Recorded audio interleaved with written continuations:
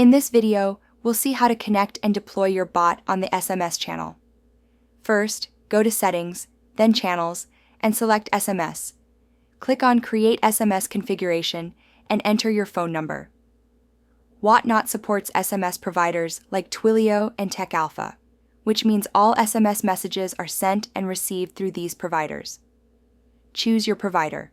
For Twilio, log into your account, copy the required API credentials, add them here, and save the configuration. Next, open your SMS bot and go to the trigger block. From the dropdown, select the phone number you want to use for this bot and deploy the bot. Before going live, review the opt-in and opt-out management settings on the SMS channel configuration page.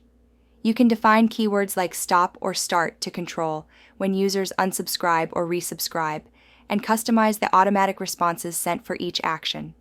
These settings help manage user consent and ensure SMS compliance. Finally, make sure the bot is switched on. Once enabled, your bot will be live and ready to send and receive messages over SMS.